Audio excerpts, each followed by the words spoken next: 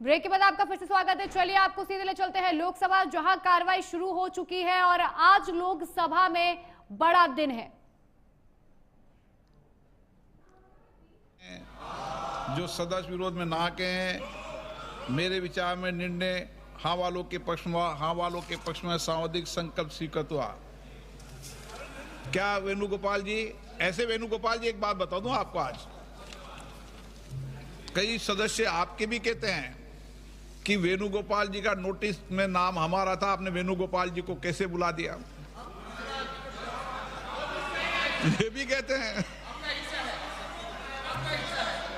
वेणुगोपाल जी बोलते सर आज का आपका मूड अच्छा है।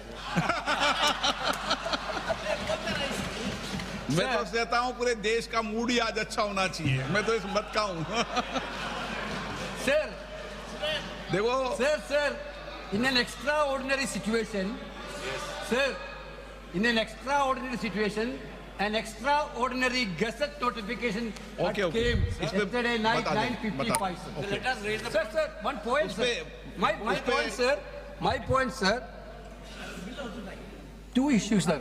Yesterday morning, Honorable Law Minister introduced the constitutional amendment of 2023 constitutional bill. This gazette notification is very clear. SO 90/2022E, in excess of the power conferred by the subsection 2 of the section 1 of the Constitution, 166th Amendment, Act 2023, the central government hereby appoint the 16th day of April 2026 as the date on which the provision of the said Act. Sir, our question is only one question, sir, but 1 minute. Without notifying, sir, how can the minister move an amendment for the court? आप बोलना चाहते हैं इस पे? चलिए, item number Shrimati के कनिमोझी, खड़े हो गए। ओके हो गया। श्रीमती के कनिमोझी, माइक दीजिए उनको। श्रीमती के कनिमोझी,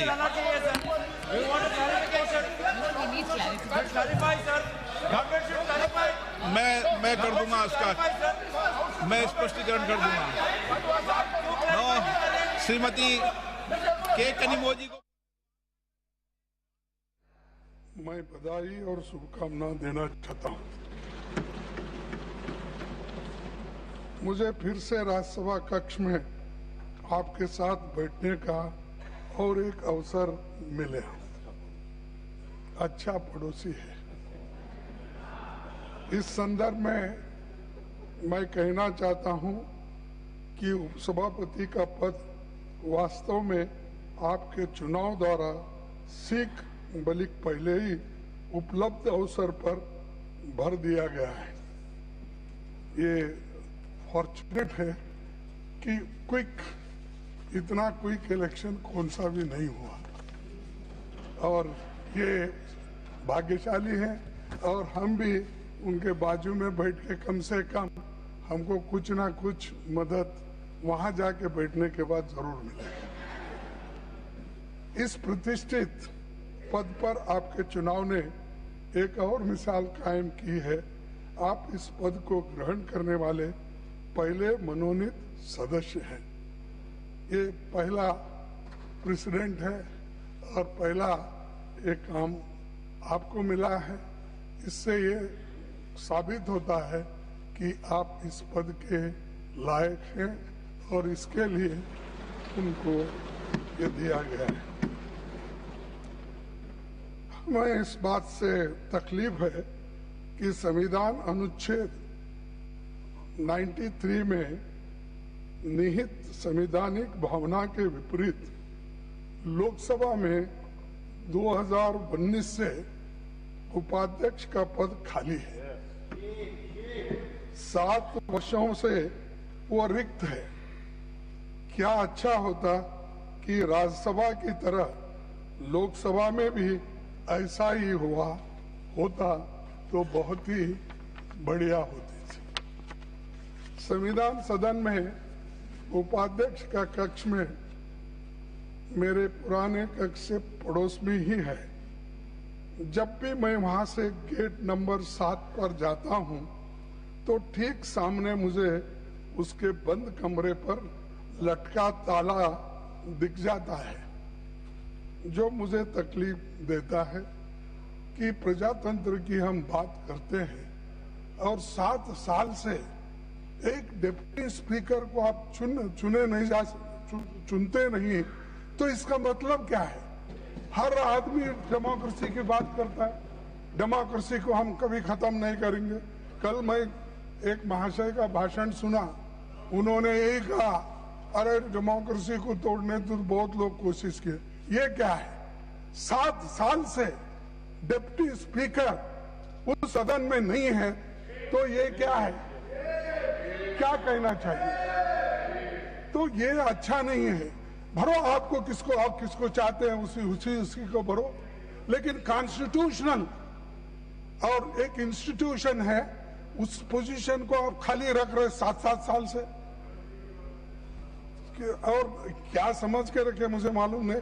वो डिप्टी स्पीकर भारी पड़ेगा आपको, आप तो सबको ले रहे हैं, नीचे ही डाल रहे हैं, आप ऊपर बैठ रहे हैं, तो फिर भी वो खाली पद नहीं हुआ, अब तक भर्ती नहीं हुआ। सर, जब भी मैं वहां से गेट नंबर 7 से गुजरता हूं, ये मुझे याद आता है। कई बार मैंने हल्के फुल्के अंदाज में पूछा भी है वहां ठहरने वाले सिक्योरिटी ऑफिसर्स को। मैं कभी मजाक में ये पूछा, भाई ये कक्ष कब खुलेगा? क्या हमें खुलजा सिमसम कहना पड़ेगा? क्योंकि वो दरवाजा खुलता ही नहीं, इसीलिए कभी ये कहना पड़ेगा। ये मैंने उनसे पूछा, साहब वो बहुत दिन से बंद है, हम तो रिटायर हो गए और एक दूसरे भी आए, लेकिन ये ताला लगा हुआ ही है। अब जबकि आप फिर से उपसभापति पद पर आसीन हो गए हैं, जो हम आपसे अपेक्षा करते हैं कि आप विपक्ष के सदस्यों का विशेष ध्यान रखेंगे, उनको पर्याप्त समय देंगे। हमें आपसे किसी विशेष तवज्जो की अपेक्षा नहीं है, पर हम ये उम्मीद करते हैं कि विपक्ष को आप उचित महत्व जरूर देंगे, क्योंकि आप ये तीसरा टर्म है, आपका अनुभव ज्यादा हुआ है। नेचुरली डेमोक्रेसी को जिंदा रखने के लिए अपोजिशन को जितना महत्व देना चाहिए आप देंगे, मैं ऐसा निवेदन करता हूं। अपनी और विपक्ष की ओर से हम आपके सफल कार्यकाल की शुभकामनाएं देते हैं, और मैं तमाम अपने अपोजिशन नेताओं की ओर से, मेंबर्स के ओर से, तमाम हाउस के तरफ से और आपके तरफ से भी मैं उनको कांग्रेचुलेट करता हूं। Thank you very much. Now, Honorable Prime Minister.